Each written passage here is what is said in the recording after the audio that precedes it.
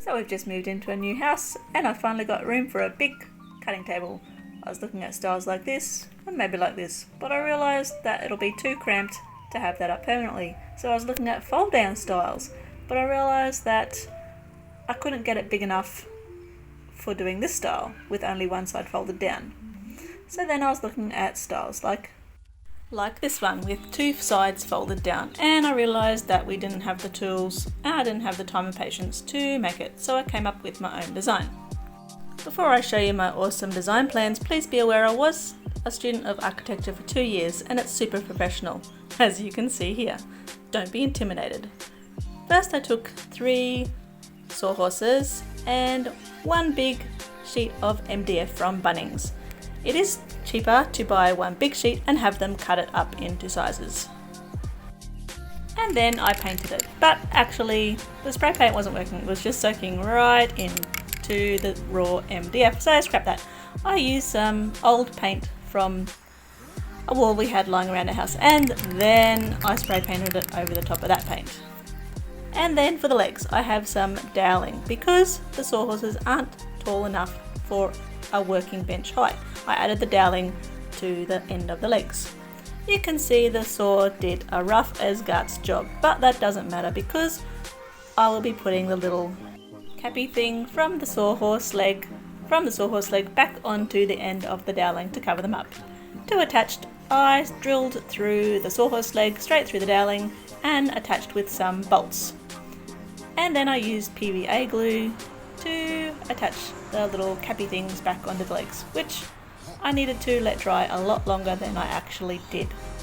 But in the end it all worked out, and here I have 3 weird looking sawhorses that have extra long legs on them. And then I put it together all on the floor of my sewing room so I didn't have to lug it in later. To join the 3 pieces of MDF, I used these continuous hinges which were from Bunnings as well. Measured them out so they were in the centre of the piece of MDF and screwed down.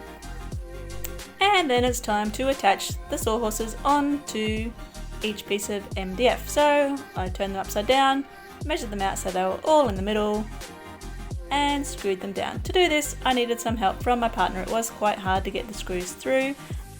There were not many lengths of screws available at Bunnings, so it was a bit of a toss-up between having not quite enough to buy in and secure or poking out a tiny bit, so we had to be careful of the screws coming out into the top of the bench.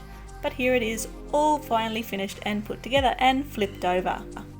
It was quite tricky to flip it over given that it's so heavy and it's got 2 hinge points, but I'm pretty happy.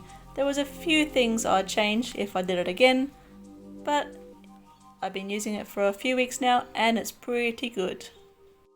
It does look a bit rickety just because the horse legs are so tall and thin, but it's actually pretty stable. The full finished dimensions are just under 1.8 long by 1.22 and 91 tall. So in this picture, each section is 60 centimeters wide and the dimensions are about 1.2 by 1.2. And when I'm cutting out knits, which are usually 1.5 wide, I just flip out the end section and I can cut out knits quite easily, which is really good having that flexibility. And the finished cost came to just under $250, all at Bunnings. I have to say I was pretty proud of the design I came up with. Since I was looking around, I didn't see anything else like this that you can do with minimal tools and skills, and I hope it helps someone else out as well. See ya!